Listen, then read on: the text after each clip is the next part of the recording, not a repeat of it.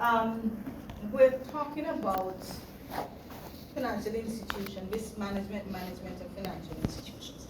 Management of financial institutions is really about managing the risk that financial institutions encounter along the way, right? I'm going to go over the course outline for 2005. The topic areas are going to be the same. How we treat them for the two groups will be a little different in your tutorials. All right? So for those who came to your tutorial yesterday for 3076, we would have gone through the course outline, and so you're on your own. I may go through it again next week.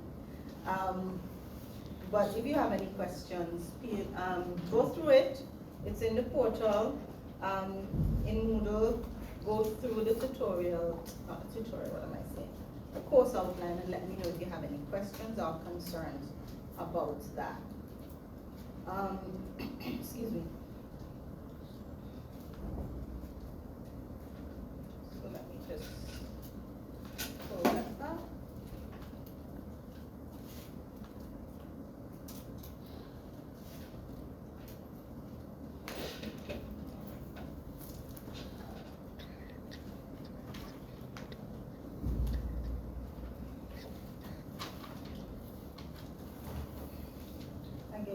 I'm clearly giving my computer too much work to do today. It's tired.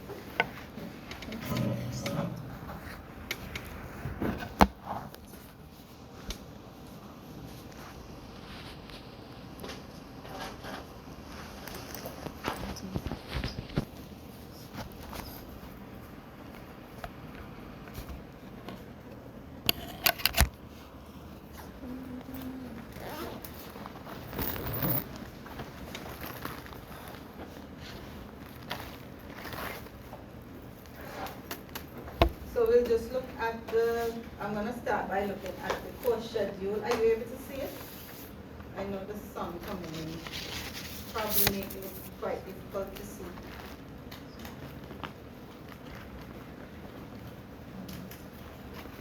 Any better for those at the back? Layla, you can see? Kind of? Okay. So, we have 12 weeks, and so we're going to go through all of the topics. Some will I'll double up on some because not all topics have as much as the other. So some topics will be done together. In particular, the week 9 and 10 derivatives, I'll do that in 1 week. When we talk about introduction to types of risk in week 2, so we will start technology and operational risk at that point, because just going through the types of risk doesn't take 2 hours. So we'll start the technology and operational risk. So we will flow in the same order as the course outline has it, but some areas need more than others. All right, so we'll look at it that way. The discussion on loan sales, liability and liquidity management, and capital adequacy and other regulatory issues, those topics are going to come in when we discuss interest rate risk and credit risk anyway, right? So those will be the loan sales, the liquidity, the liability management, the liquidity management, and the capital adequacy are the mitigation measures for two of the risks that we are going to be discussing, the interest rate risk and the credit risk. Liquidity risk we will treat with liquidity management on the liquidity risk as well. All right? So, although you have a separate topic area for liability and liquidity management, you will see that we have to talk about it when we are when we are going to be discussing the risk. So those are the main topics. Well, you know that we have lectures and tutorials. I will provide information, additional information in Moodle if we need it. All right, a YouTube video here or there, some extra, any assignments, anything like that, I will post in Moodle. Now, in terms of assessments, and this is 2005. Remember 3076, we'll go over that again in tutorial session for those who missed yesterday.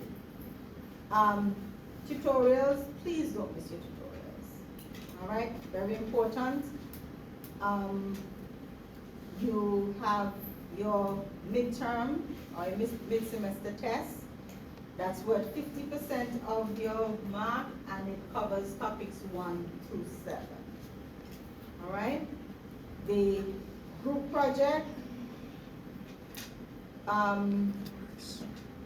you'll be analyzing 2 bank balance sheets and present the findings based on the techniques that you learned from topics 1 to 8. So that's already a group project. We know what it's about, but we will select the specific institutions that we'll work on. Your tutorial attendance and participation is worth 5%, and so that will come in the form of assignments, quizzes, your contribution to discussions, and so on. As you note, the group project outside of the final exam has the highest weighting, 20%. We'll do some quizzes starting next week. We'll do quizzes. I may put them in the portal in Moodle, as well as I may do 1 or 2 in class. All right, but it's nothing big. 4 or 5 questions, just to see where you are. In terms of the text, Saunders, Anthony Saunders, Maria Millian Corney. Name of the text is Financial Institutions Management, a Risk Management Approach, and that text is available on Amazon, or you can go on McGraw-Hill. The electronic copies are cheaper than the hard copies. I believe there may be a PDF edition, a PDF version, but an early edition that other students who would have done both courses would have. The same text is used for both courses.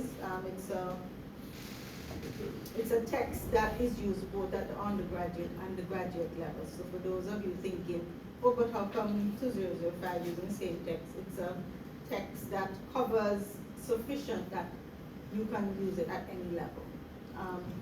It's how in-depth we go with the different topics that makes a difference. All right? Any questions?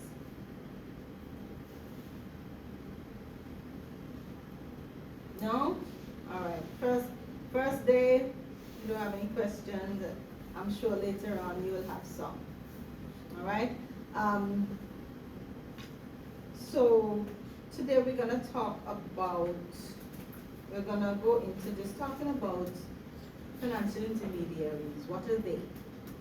All right? As intermediaries, what does that mean? What's their purpose within the financial system? How do they affect the economy?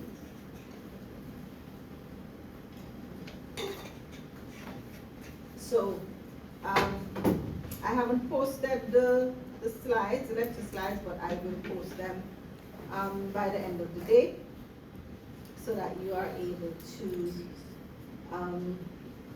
go home, review them, go over, see if there are any questions that you might have, and so you can have them ready for tutorial on Friday and Tuesday for the other group respectively.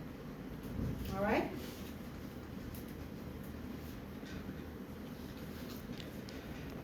Before I go on, a couple of people came in late, so I'm not sure. If you came in late, just put up your hand. Well, I saw you, didn't you? Oh, that's Tiffany? Okay. And the young man behind the Tiffany? Adrian. Okay. I think, yeah. All right. No, that was it, right? Okay. So,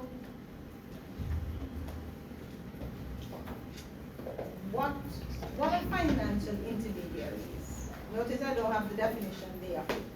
When we talk about financial intermediaries, do you know what we mean? I deliberately don't have the definition up there because you would have learned in elements of banking and finance what financial intermediaries are, so you should know, you should remember. Some people are at a slight advantage because they did do that course so long ago. Financial intermediaries are financial institutions that facilitate the exchange of funds from one person to another. Okay, yeah, I thought some. She learned some. But I know there are other people. Yes, stand 7. All right, so they are financial intermediaries. So what are some examples of financial intermediaries, given the definition that Heaven gave? Yeah, banks, I guess. Banks, Insurance companies, yes. I'm hearing muffled. Banks, insurance companies, credit unions, investment companies, yes. Any others? Mutual funds, yes. Okay, so basically, those are the ones, all right? So investment companies to include broker dealers and investment banks, right? You have your credit unions. In some countries, you have banks that are not commercial banks per se. They are savings banks, all right? Or you also have money service businesses are also considered financial intermediaries. Money service businesses can also be considered finance companies. So those are, they don't take deposits, but they give loans. And then you have your MoneyGram, your Western Union, that help you to transfer funds, right? And of course, as the financial system develops, we also have other money service business or fintech companies that allow you to transfer funds to other persons without you making a deposit at those institutions. So those fintech companies, they have affiliation with the banks, and they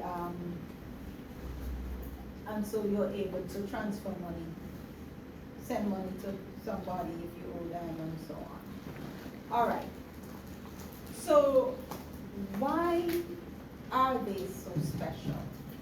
First of all, they help to reduce the cost of information, acquiring information between themselves. So information costs. It means that financial institutions are able to gather a significant amount of information at a lower cost than you or I could do, right? If you have a retail business, for example, and you have, you offer credit, so you have hire purchase, right? Then you can get information on your customers from financial intermediaries, all right?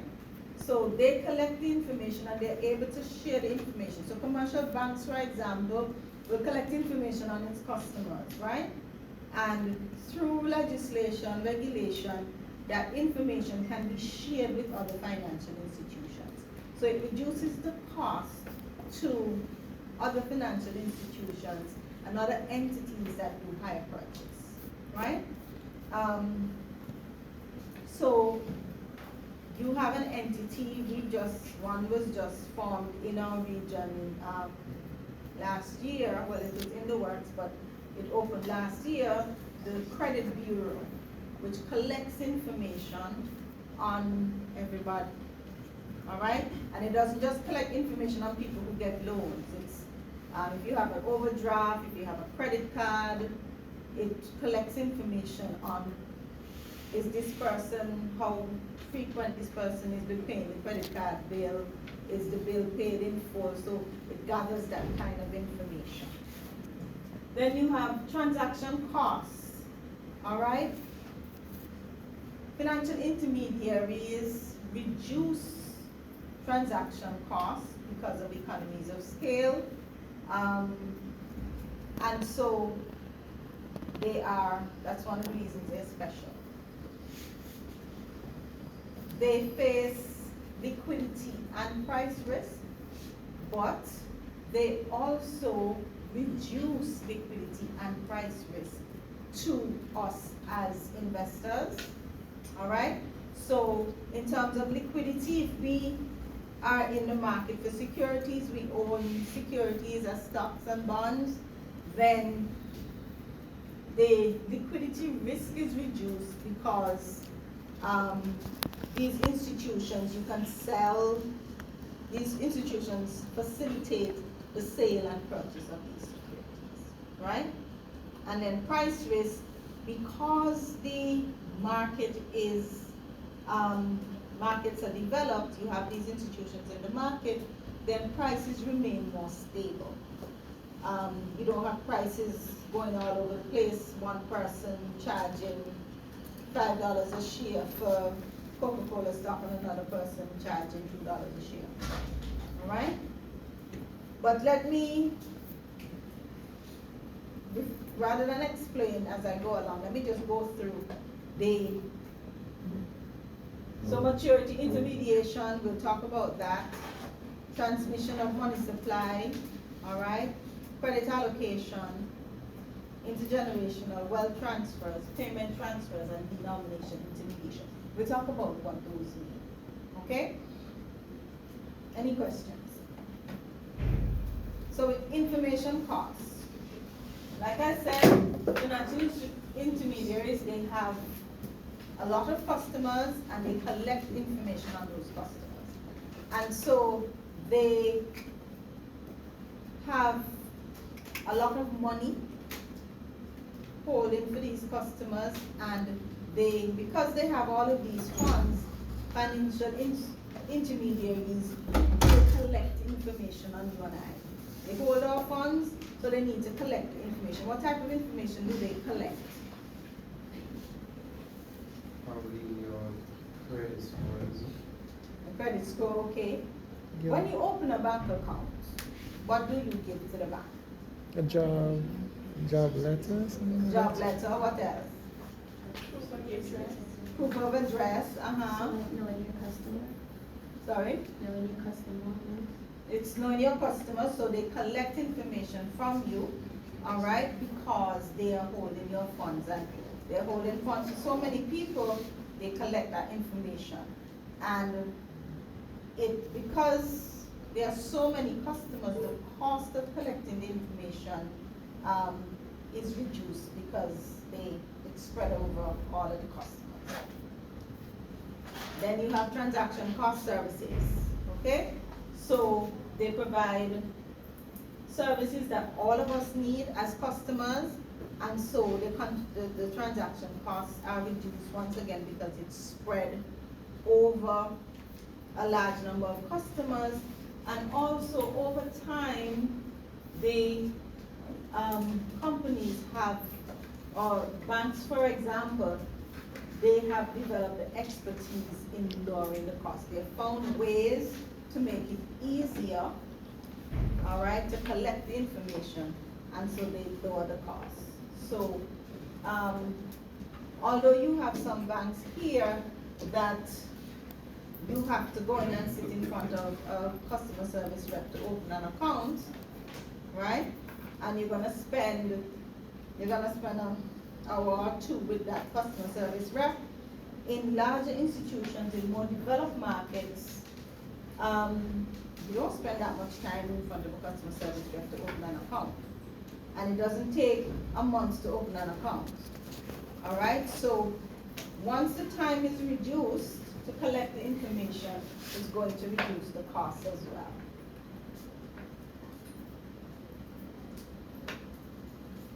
Okay, and we talk about liquidity and price risk.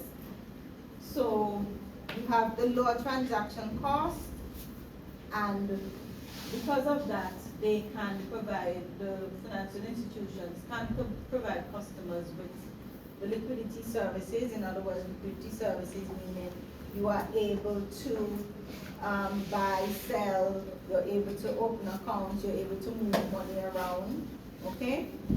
And in doing that, you lower the price risk. Maturity intermediation, we didn't talk about that. What is that?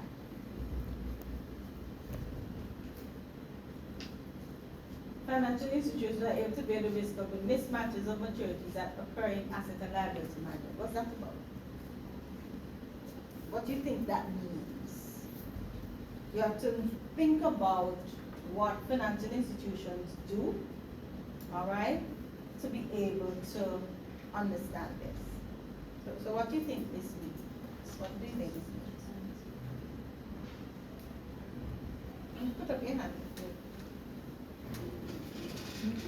Go ahead. Is it a case where persons that deposit their money, they will bear the risk of lending? So you will deposit your money in the institution, but they will take the risk of lending it out to someone, is that it?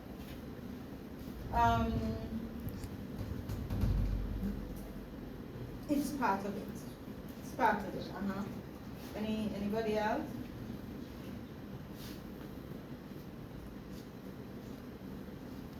To my elements of banking and finance people that just did that course. There are a few of them in here. I know about maturity transformation. What is maturity transformation? It's more like using the funds that we give them to give out loans, right? And instead of Asset transformation. let's go to asset transformation, right? Kind of close. Okay. Okay. All right. It's all mixed up in that. Anybody else want to take a stab at it? Okay. No? All right. So, financial institutions, what are their assets? What are the assets of financial institutions? If you take an insurance company, what's the asset of an insurance company? The loan that they provide.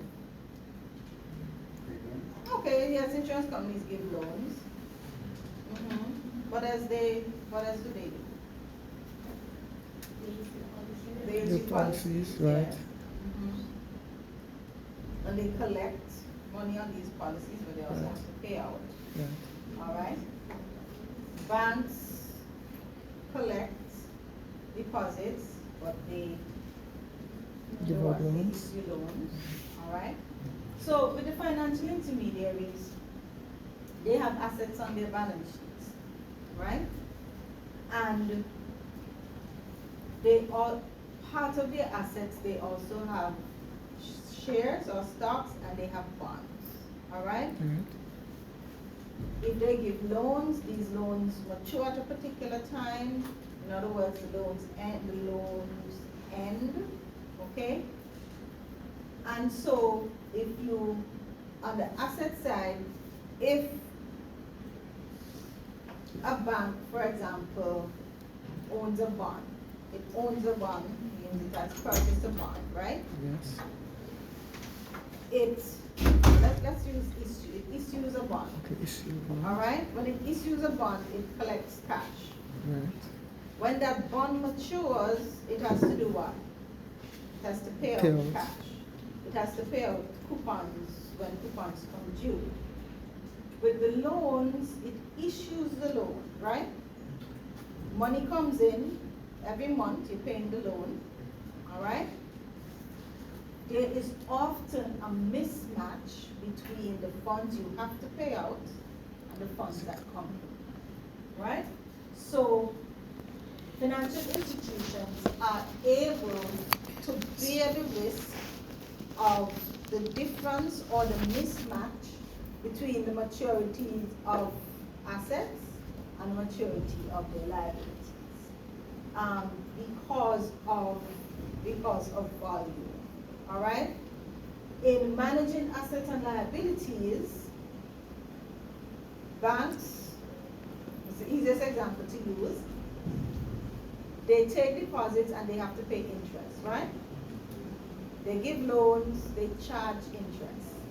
And so they have to manage, asset and liability management means they have to manage the interest paid out against the interest that comes in. All right? So they're able to bear the risk of those mismatches because of the volume of customers they have, all right? And the volume of liabilities and assets that they have. They're able to manage that.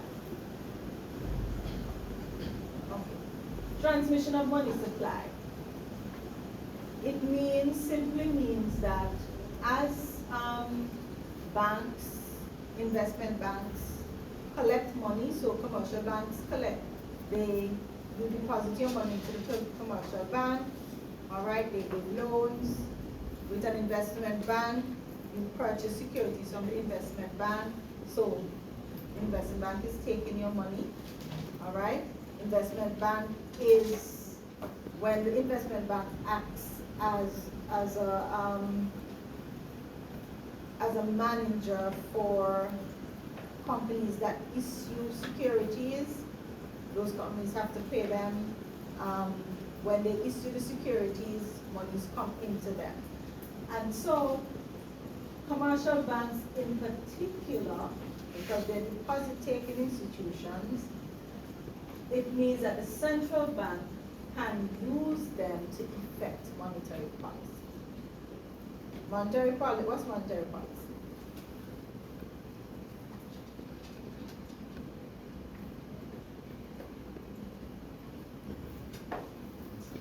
What's monetary policy? Regulations used to reduce inflation. Regulations used to, okay, what we use to control inflation in monetary policy, yes. We controlling inflation, yes. What is it we use to control inflation when we use monetary policy? Yes, sir. Basically, it's policy to control the money supply. What? Well, how they use, what they use to For example, they will increase the amount of reserve that they will increase the amount of how they do that? From the central bank where How would they do that? by holding You a- started they the hold a right way. percentage of their The deposits. interest. They use interest rates to effect monetary policy. All right? I'm going to talk about that as well. Okay, so deposit-taking institutions help to transmit monetary policy by the control of the money supply. So when the central bank wants to increase the money supply, what does it do? It increase their reserves. When they want to increase the amount of money That circulates in. in the economy, Mhm. they will decrease the amount of reserves, so more money will be able to circulate in the economy. Reserves at the central bank. At the central bank. Right. Okay, good. Credit allocation, what's that?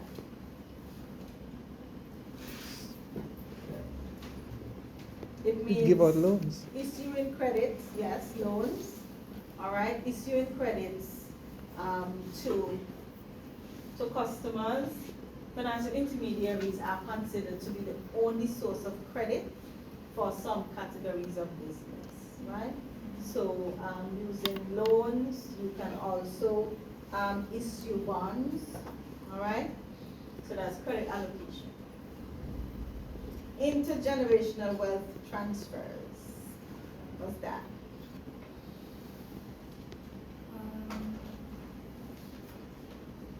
Is it when somebody has been saving, so let's say you have a pension fund or you've been saving a certain amount of money for maybe towards your funeral or towards your children when you pass? That's what it is? Yeah. So the financial intermediaries allow for money to be transferred from one generation to the next. So, for example, you've made a lot of money. Darwin has made significant funds from his investment, so he is a multimillionaire. Okay, that's But nice. he doesn't want to just give the children the money like that. And so he opens a trust fund for the children, and the trust fund managers are told these children are not to get this money until they turn maybe 25. That's what I was thinking too. A lot of places it's 21, but Darwin decides he don't be conservative and mean, and he don't want to give the children the money. So when they turn 25, they can have access to some, Right. right?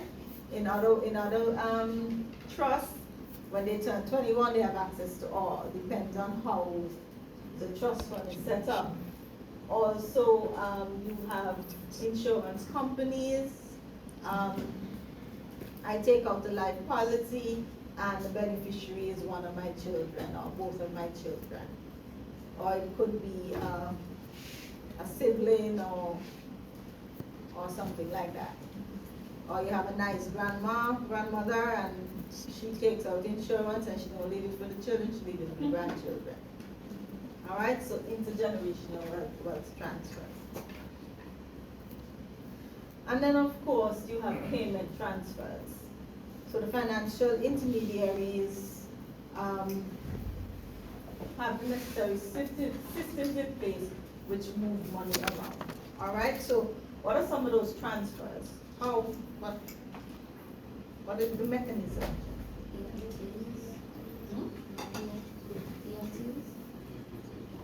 Electronic funds transfers, yes, okay. So you are able to, you have the account number for the person you're transferring to, and you transfer it at a cost, yes. But it means that you are also reducing your risk of going to the bank, taking out the cash, and taking it to the person, the risk that you get robbed or you drop the money, and so you reduce the risk, but you're paying to reduce that risk by the cost of the transfer. So you have the EFT. What are the transfers? If you're transferring money outside of the region, you use what? A wire transfer, yes. And so there's a system whereby you can transfer the money. All right, so wire transfers go through something called SWIFT, S-W-I-F-T. What's SWIFT? Anybody want to research it? Come on, I know you have your phone, you have your computers, you have Wi-Fi. What's SWIFT? W-I-F-T.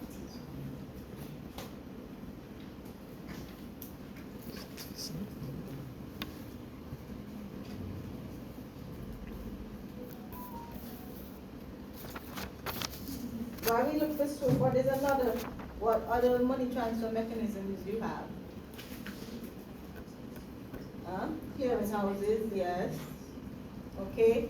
And you have MoneyGram and Western Union where they move money for you.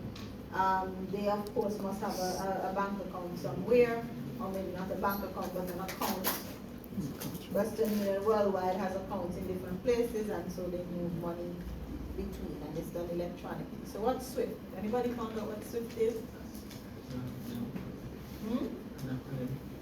For Society for Worldwide Interbank Financial Communications. Society for Worldwide Interbank Financial Telecommunication. So before there was Western Union and before there was MoneyGram, there was SWIFT. And SWIFT is a system that commercial banks use to move funds around. All right? The other transfer services, you have what you call an automated clearinghouse. I almost got it wrong there. Where the Eastern Caribbean Central Bank, for example, has an automated clearinghouse system, and within, then you have, for example, in the US, you have something called FedWire, which is the automated clearinghouse where you can move money between institutions in the United States. You have something called Euroclear, so there are these money transfer services, or the payment transfer services we spoke about a little earlier, or in another class we spoke about Cash App and Zelle Venmo. in the United States, the fintech services, financial technology services. Denomination intermediation, big words, what do they mean? Denomination intermediation.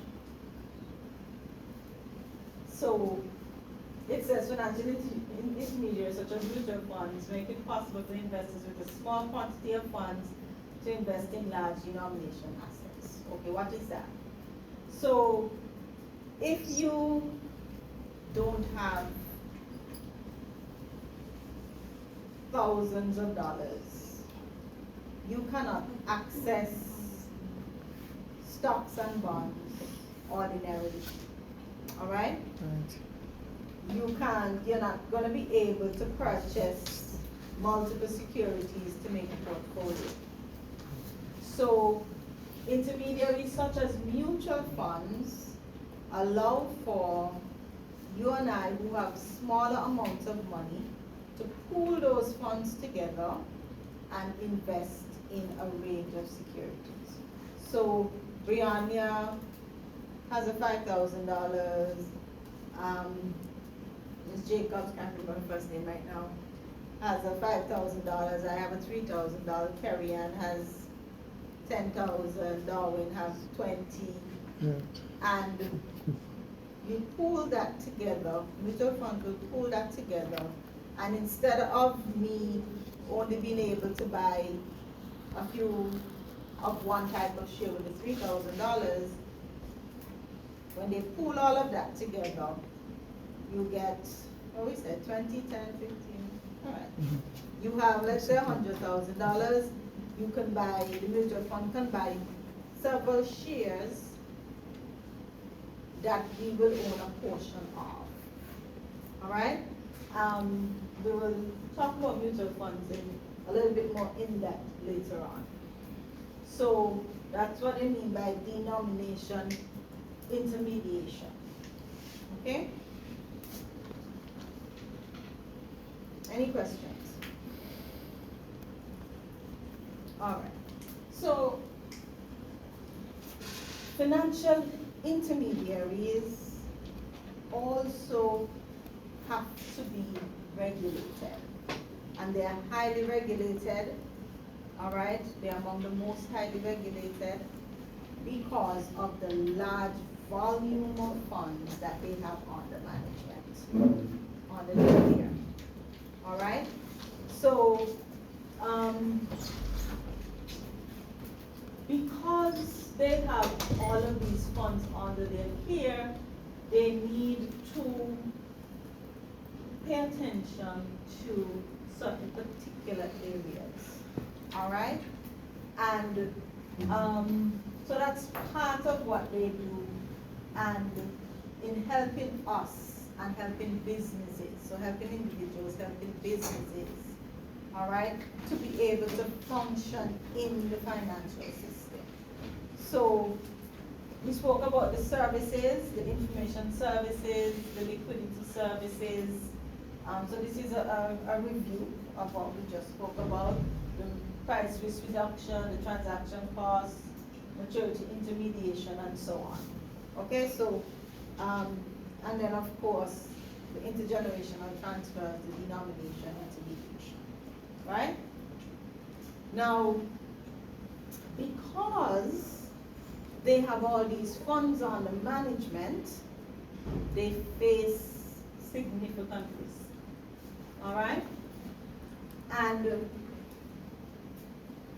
in the past, institutions would have just focused, for example, banks. They would have focused mostly on their credit risk and their liquidity risk, all right? But as the financial services sector has developed, they recognize that everything poses a risk, all right?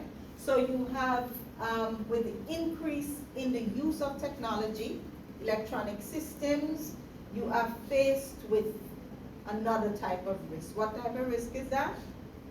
Anybody knows? Cyber crimes? Cyber risk, yes, but what's that called? The overall name for cyber risk and the other related risks. Hmm? Operational is the broad name, yes. But when we're talking about cyber and the systems and so on, what's that called? Technology risk. All right? So with your interest rate risk, with your liquidity risk, with your currency risk, your credit risk, your operational risk, which includes your technology risk, companies must now look at not just those risks individually, but they need to develop what you call an enterprise risk management strategy. So they're looking at enterprise-wide risk, okay? Now, all of your risks are really interrelated. One causes another, one exposes you to another. They all work together to create that overall risk. And so in the last 20 years or so, financial institutions have been focusing on enterprise risk management as opposed to risk management for these in silos, all right? What you'd have also found in the last 20 to 25 years is that in insurance companies, in commercial banks, in investment banks, in particular those three, you have the rise of a new career called risk manager, risk analyst, all right? Enterprise risk manager, so that's the overall. Then you have your risk analyst, all right? And so we are doing a whole course that focuses on risk management, that focuses on financial institution management, which really is all about risk management, all right? So financial institutions, because all the risks are interrelated and they all have to be managed as well, what financial institutions have been doing is to develop what we call an enterprise risk management framework. All right, an enterprise risk management framework. So in the enterprise risk management framework, they are going to focus on all areas of the department, of the institution. So they're going to look at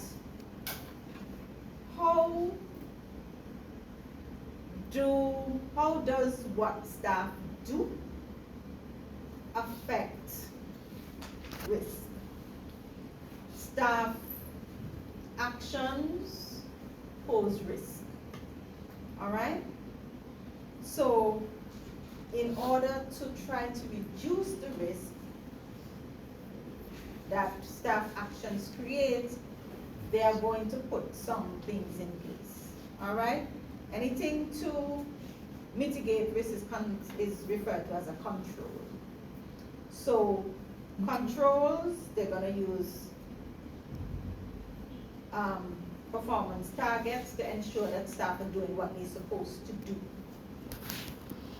But in your enterprise risk management framework, you're going to look at how you set those performance targets. Because if you set performance targets and they are not administered fairly, all right?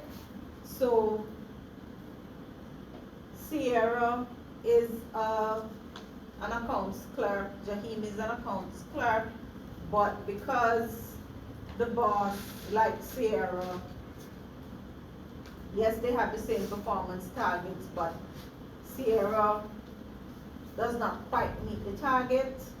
Jahim meets it, but both Jahim and Sierra are going to get an increase. All right?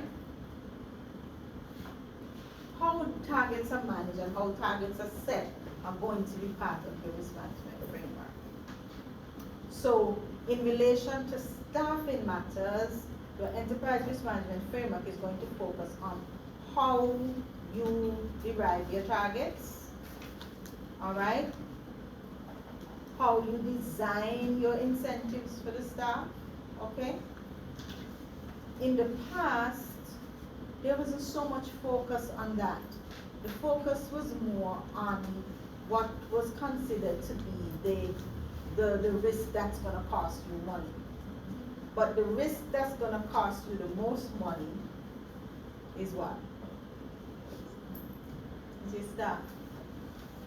If your staff are not doing what they're supposed to do, as a company, you're going to lose money eventually. All right? So, in your enterprise risk management framework, you also want to look at the resources that are thrown at risk management. All right? What resources you put towards that. Enterprise risk management stresses the importance of building a strong risk culture supported by governance arrangements. Who knows, when we talk about governance arrangements in companies, what's that about? You know what governance arrangements refer to in companies? Talks about, that's your board of directors and your senior management, how the board of directors, how they are monitoring company, the structures that they put in place to provide them with information, how executive management is able to manage your company, how you control your risk. So your governance framework, you're looking at your internal audit framework, or you're looking at your enterprise risk management framework. You're looking at those same performance targets, you're monitoring them, all right, how that is done. So enterprise risk management is critical to financial institution risk management, all right? In enterprise risk management, you have to analyze the risk. When we say we analyze the risk, you are going to look at all the functions of the institution and you're going to identify all of the risk, all. All right?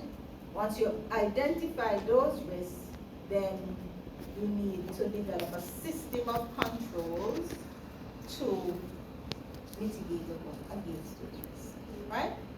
So, let's think of,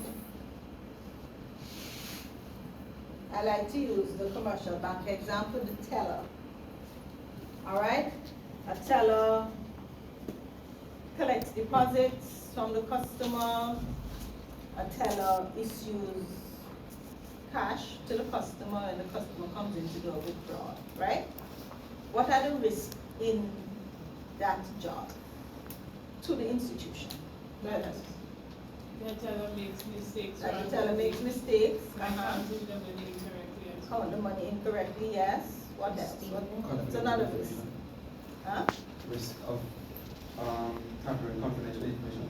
Risk of tampering confidential information, okay. Theft, risk of theft, yes. What else? Any other risk there? Risk that the money, the teller doesn't give the money to the right person. Okay? So those are risks identified. Those are going to be costly to the organization, right? What does a bank need to put in place to mitigate those risks? Just some procedures that we need to follow. Okay, so what are the procedures you think the bank will put in place? Perhaps you need an ID of the Need person an ID from the person, because so you have to match the ID to what you with have on the record. information on the record. Yes, what else? Huh? Training. Training, yes, training is important, very important. What else? Security cameras. Security cameras, yes, but do you know, when you go to the bank, if you go, I know most of you probably don't go to the bank to withdraw money anymore, I don't. But have you ever gone in the bank itself to withdraw money, not from the ATM, from the teller? No? Cash. Yes. Cash to cash a So what check. do you have to do? No, just to withdraw. Okay. That's present the ID, what else you have to do? Fill out the form. Yeah. There's a little voucher that you fill out, a withdrawal slip. And if you pay attention, if you bank at Scotiabank, you didn't have to fill out the withdrawal slip. Right, but it still does.